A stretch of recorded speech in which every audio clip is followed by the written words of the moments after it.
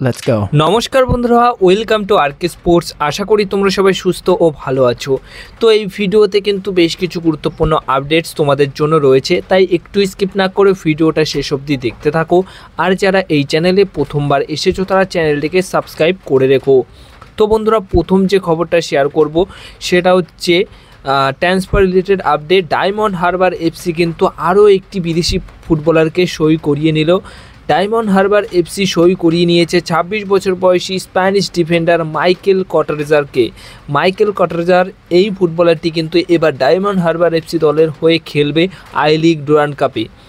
এবং বন্ধুরা, ডুরান্ড কাপে কিন্তু ডায়মন্ড হারবার এফসি তাদের পূর্ণ শক্তিশালী দল নিয়েই খেলবে। তো মোহনবাগানের গ্রুপে রয়েছে, তো মোহনবাগানের এগেনস্টে কিন্তু তাদের পূর্ণ শক্তিশালী দল নিয়েই আমরা খেলতে দেখতে পারবো।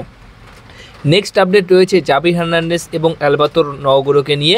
তো জাভি হার্নান্ডেজ এবং অ্যালবাতো নওগোরোকে পাওয়ার জন্য আইএসএলের বেশ কিছু দল কিন্তু লড়াই করছে, কিন্তু যেটুকু এখন খবর রয়েছে যে তারা কিন্তু স্পেনে ফিরে যেতে পারেন।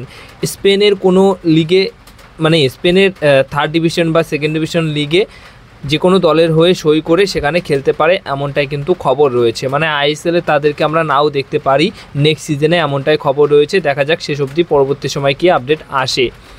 নেক্সট আপডেট যেটা নিয়ে কথা বলবো সেটা হচ্ছে একদমই অন্যরকম একটা খবর, যেটা তোমরা জানো যে কিছুদিন 1 থেকে 2 দিন আগেই যে খবরটা সবার কাছেই পৌঁছে গেছে। দিয়াগো জোটা, পর্তুগিজ ফুটবলার, সে কিন্তু কার অ্যাক্সিডেন্ট করে মারা গেছেন।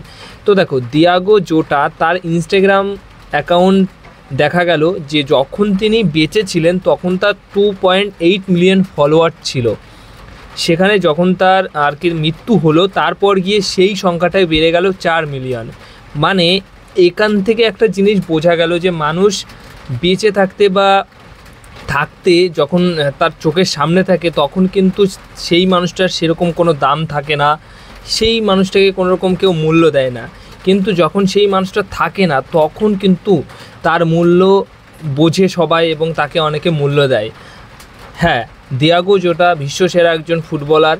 সে তার ইনস্টাগ্রাম অ্যাকাউন্টে 2.8 মিলিয়ন ফলোয়ার্স ছিল, কিন্তু তখন সে বেঁচে ছিল। যখন মরে গেল তখন কিন্তু বন্ধুরা তার ফলোয়ার সংখ্যা কতটা বেড়ে গেল।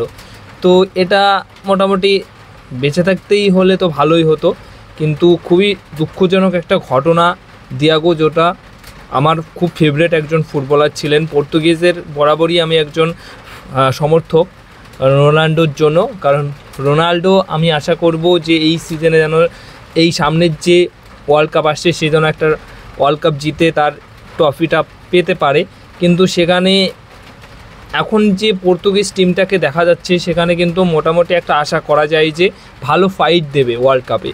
সেখানে খুবই গুরুত্বপূর্ণ একটা ফুটবলার ছিলেন দিয়াগো জোটা, খুব ভালো একটা প্লেয়ার ছিলেন, কিন্তু সে এখন নেই আর। তো এবার নেক্সট আপডেট যেটা নিয়ে বলবো সেটা হচ্ছে মোহনবাগান দলের ডুরান্ড কাপ রিলেটেড আপডেট। তো মোহনবাগান দলের কোন টিমটা খেলবে ডুরান্ড কাপে?